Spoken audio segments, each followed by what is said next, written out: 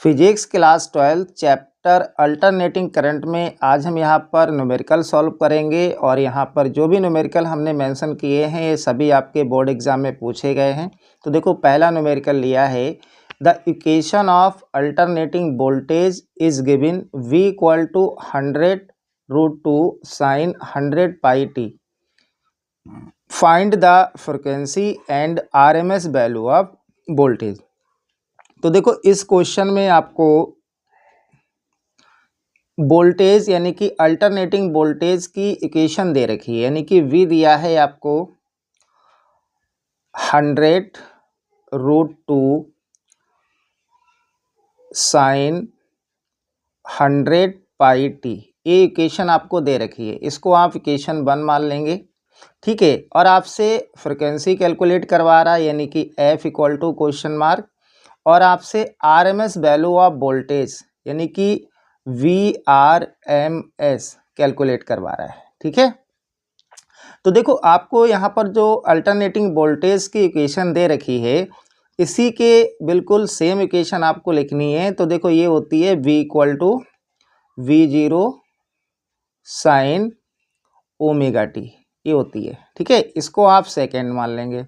अब equation first और second को आप कंपेयर कर दीजिए।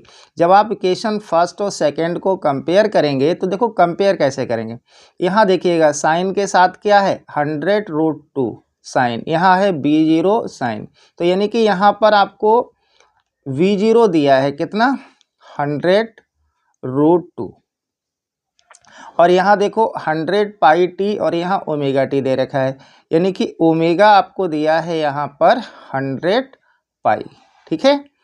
हमें कैलकुलेट क्या करना है, पहले फ्रिक्वेंसी निकालनी है। तो फ्रिक्वेंसी आप यहाँ से कैलकुलेट कर सकते हो, क्योंकि ओमेगा बराबर क्या है, देखो यहाँ पर ओमेगा इक्वल टू है 100 पाई, ठीक है। और ओमेगा का फार्मूला क्या होता है, ओमेगा बराबर होता है, यानी कि ओमेगा इक्वल टू होता है 2 पाई एफ इक्वल टू 100 पाई, ठीक है। अब देखो यहाँ से पाई कैंसिल हो जाएगा, 2 से ये 100 कैंसिल हो जाएगा, यानी कि ये 50 आएगा। तो यहाँ से फ्रिक्वेंसी आपकी कैलकुलेट हो जाएगी, यानी कि एफ आएगा आपका 50 Hz, यानी कि 50 हर्ट्स आ जाएगी। फ्रिक्वेंसी कितनी आएगी बेटा, यहाँ पर 50 हर्ट्स आ जाएगी, ठीक है। अब हमें कैलकुलेट क्या करना है, यहाँ पर देखिएगा हमें BRMS निकालना है, और BRMS का फार्मूला होता है BRMS का फार्मूला होता है V0/√2, ठीक है। और V0 गिवन में हमारे पास, तो यहाँ से वैल्यू पुट कर देंगे VRMS इक्वल टू ये कितना होगा 100√2 और डिवाइडेड बाय √2। देखो इससे ये कैंसिल हो जाएगा, तो यहाँ पर VRMS आ जाएगा आपका 100 वोल्ट। कितना आएगा 100 वोल्ट। ये इस क्वेश्चन का आंसर हो जाएगा, ठीक है। अब देखो अगला क्वेश्चन सॉल्व करेंगे। अगला क्वेश्चन है आपके पास, इसमें आपसे कह रहा है the peak value of alternating current in a circuit is 10√2 ampere, find the RMS value of current, ठीक है। करंट की आपसे RMS वैल्यू कैलकुलेट करवा रहा है।